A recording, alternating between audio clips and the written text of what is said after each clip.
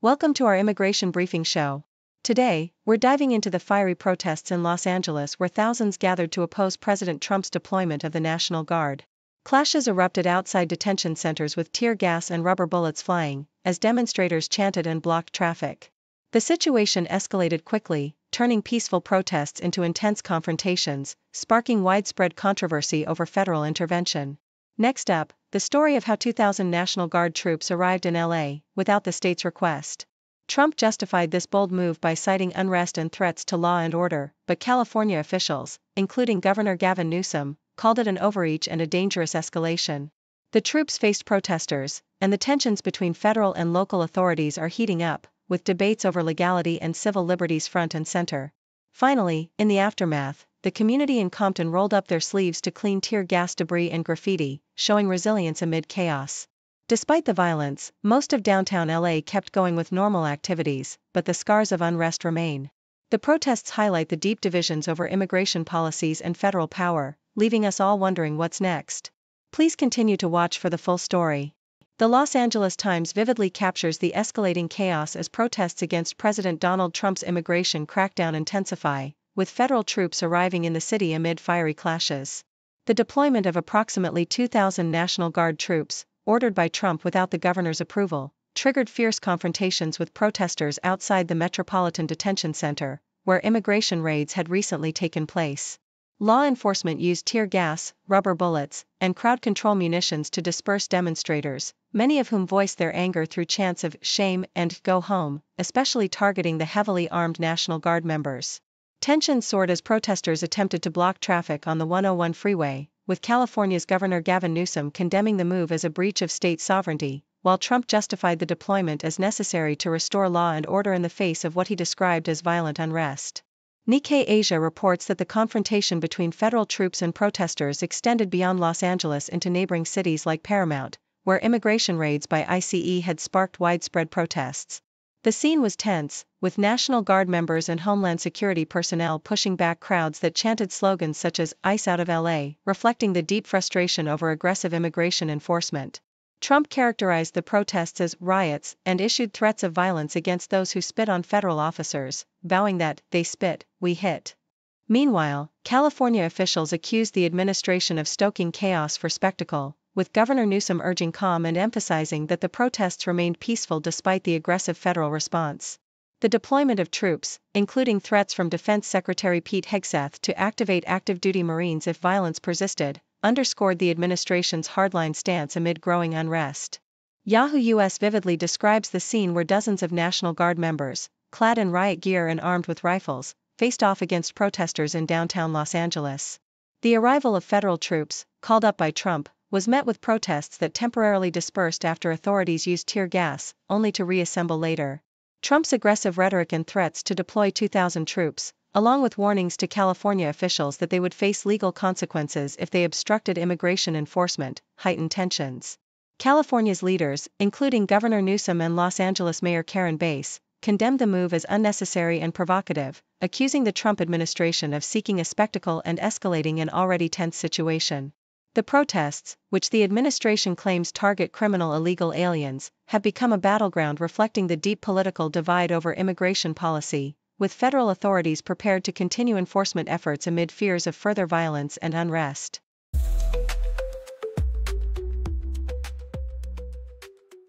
The Toronto Star vividly captures the tense confrontation in Los Angeles where the National Guard faced off against protesters outside the Metropolitan Detention Center, firing tear gas into the crowd after their arrival on President Trump's orders. The deployment of around 300 troops marked a significant escalation in the ongoing protests against immigration enforcement, which had already seen clashes in nearby communities like Paramount and Compton. Despite the presence of law enforcement, the protests remained relatively small compared to previous mass demonstrations, and California's Governor, Gavin Newsom, condemned the federal intervention as an overreaction, criticizing Trump for creating a spectacle of force. The situation was complicated by conflicting reports on the troops' arrival, with President Trump congratulating the Guard prematurely, and Mayor Karen Bass denying their presence, highlighting the chaos and political tension surrounding the deployment. The Australian Broadcasting Corporation details the broader political and social implications of the deployment, emphasizing the unprecedented nature of activating the National Guard without California's governor's approval, a move not seen in over 6 decades. The federal government's aggressive stance was underscored by threats from Defense Secretary Pete Hegseth to deploy active-duty Marines if violence persisted, further inflaming tensions. Politicians from across the spectrum voiced their opinions. Senator Bernie Sanders condemned Trump's actions as authoritarian, while House Speaker Mike Johnson justified the move, criticizing California Democrats for their perceived inability to manage the unrest. The protests, rooted in opposition to immigration raids, became a focal point of the national debate over presidential power, civil rights, and the limits of federal authority in domestic law enforcement.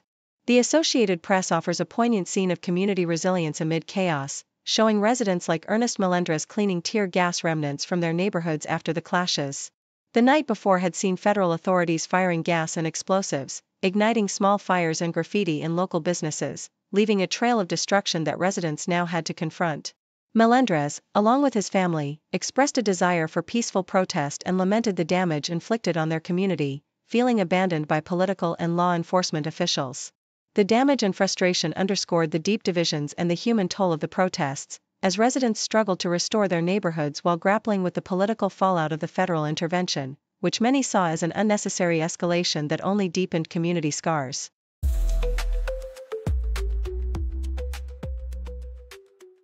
The Independent vividly captures the chaos in Los Angeles following President Donald Trump's decision to deploy 2,000 National Guard troops amidst escalating protests sparked by federal immigration raids. The protests ignited after Immigration and Customs Enforcement, ICE, executed warrants at multiple sites, including a clothing warehouse and a federal building, where demonstrators accused authorities of holding detainees in basements and conducting aggressive enforcement. As tensions flared, protesters clashed with law enforcement, hurling fireworks and rocks, setting vehicles ablaze, and spray-painting graffiti like F-ICE. Despite the arrival of the National Guard, violence persisted, with police using tear gas and arresting dozens, while critics like California Governor Gavin Newsom condemned the federal overreach as an inflammatory spectacle designed to provoke chaos and undermine local authorities. The political fallout intensified as Democratic leaders denounced the deployment as unnecessary and provocative, contrasting sharply with support from Trump allies who framed the move as necessary to restore order. The Sydney Morning Herald details the unprecedented deployment of the National Guard in Los Angeles, a move that defies tradition since the last such activation without a governor's request occurred over half a century ago. Under orders from President Trump, troops arrived outside federal detention centers and other key sites, dressed in tactical gear and armed, signaling a stark escalation in federal intervention amid ongoing protests. The White House justified the deployment as a measure to protect federal property and personnel against credible threats, citing a form of rebellion against the U.S. government. However, California's leadership, including Governor Gavin Newsom, vehemently opposed the move, calling it an overreaction aimed at inciting violence and chaos. The situation remained tense, with some troops stationed in strategic locations and others prepared for further escalation, as critics argued that the deployment was politically motivated and legally questionable given the restrictions of the Posse Comitatus Act, which limits military involvement in domestic law enforcement. The Toronto Star provides insight into Italy's upcoming referendums, which are overshadowed by low voter awareness and turnout fears that threaten their validity. Italians are voting on reforms to ease citizenship acquisition for children of foreigners born in Italy and to strengthen job protections, alongside 4 other measures aimed at rolling back labor reforms. Despite the significance, only about 16% of voters had participated by mid-afternoon, with experts warning that the low turnout could invalidate the votes. Campaigners argue that the reforms are crucial for integrating second-generation immigrants and improving workers' rights, yet public debate remains limited, and many Italians remain unaware of the issues. Premier Giorgia Meloni's decision to abstain from voting has further clouded the process, raising concerns about democratic legitimacy. The low engagement reflects broader disillusionment and skepticism about the referendum process, with analysts debating whether the measures will pass or be rendered moot by voter apathy, even as opposition voices warn that the reforms could significantly impact Italy's social and labor landscape.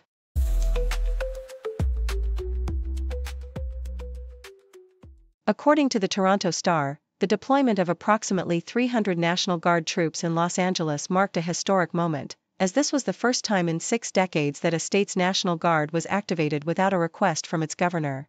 The troops arrived on Sunday morning outside a federal complex in downtown LA, where the streets remained eerily calm after 2 days of intense protests and clashes. demonstrators, including prominent figures like Representative Maxine Waters, gathered to oppose the recent immigration raids, which had resulted in over 100 arrests and heightened tensions. Despite the presence of the guard, the city's streets were mostly quiet, with law enforcement and federal agents maintaining a visible but restrained posture amidst graffiti-laden walls expressing anger against ICE and police violence. The administration's move was met with criticism from California's Governor, Gavin Newsom, who called it an overreaction, while Trump defended the deployment as necessary for maintaining order, citing a legal provision for federal intervention during rebellion.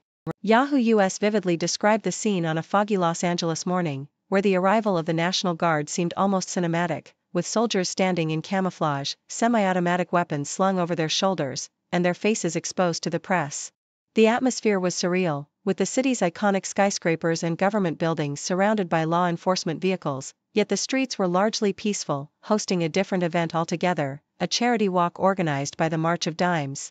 Despite ongoing protests against ICE raids, the local authorities appeared more focused on the community event than on suppressing dissent, with police officers posing for photos alongside volunteers dressed as Star Wars characters. Reports indicated that around 45 people had been arrested during the protests, and some, like union leader David Huerta, sustained injuries from police force. Protest graffiti and slogans such as "Free Huerta" and "Kill All Cops" painted a stark picture of the community's anger, contrasting sharply with the calm surface of downtown LA, where homeless individuals and everyday city life continued undisturbed. Nikkei Asia reported that the National Guard's deployment was part of President Trump's aggressive stance on immigration enforcement, following days of protests and violent clashes in Los Angeles. Footage showed military-style vehicles and riot shields at the federal building, where about 1,000 protesters had gathered on Friday, and law enforcement had responded with tear gas and other crowd control measures. The protests, driven by opposition to ICE raids and immigration policies, had led to arrests and injuries, including a journalist shot in the leg by police. Trump's announcement of deploying at least 2,000 troops was justified by claims of violence and threats, but critics like California Governor Gavin Newsom accused the president of escalating tensions for spectacle. The situation underscored the deep political divide over immigration, with Democratic leaders arguing that local resources should suffice, while Trump emphasized the need for federal intervention to restore order amid ongoing unrest.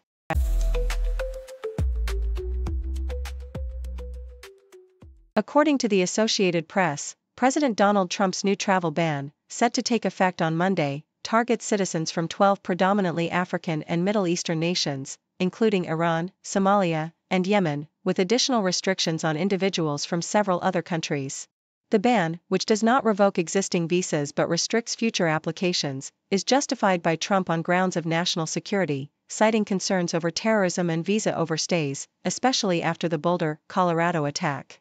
Critics, including aid organizations and Venezuelan officials, argue that the policy fosters division and unjustly vilifies communities seeking safety and opportunity in the U.S., highlighting the ongoing tension over immigration enforcement policies that have intensified under Trump's administration. Meanwhile, many immigration experts see this move as a strategic effort to preempt legal challenges by focusing on visa applications, reflecting a broader effort to tighten immigration controls amid a climate of heightened security concerns and political polarization. Yahoo US reports that escalating immigration and customs enforcement (ICE) raids are forcing California Democrats to re-engage in the heated debate over border security, a topic they had previously tried to sideline. These aggressive enforcement actions, including high-profile arrests at a Los Angeles restaurant and the deployment of 2,000 National Guard troops to the region, have ignited protests and sharp criticism from local officials, who decry the tactics as unnecessarily brutal and fear-inducing. Democratic leaders, from Mayor Karen Bass to Governor Gavin Newsom, have condemned these operations, condemning what they see as military-style tactics that sow terror in immigrant communities. This shift in stance signifies a notable change from their earlier efforts to moderate their rhetoric on immigration, as they now confront the political repercussions of Trump's hardline policies. The scene is further complicated by the public's perception of cruelty and injustice, with many Democrats emphasizing the need for humane treatment and due process, even as Trump and his allies continue to frame immigration enforcement as essential to national security. Thank you for tuning in. The content above showcases the latest briefing reports and analytical synopses, thoughtfully curated by the 6Do team. These insights stem from a wide array of reputable media outlets, think tanks, government sources, and specialized experts worldwide. We encourage you to explore these sources for a comprehensive perspective.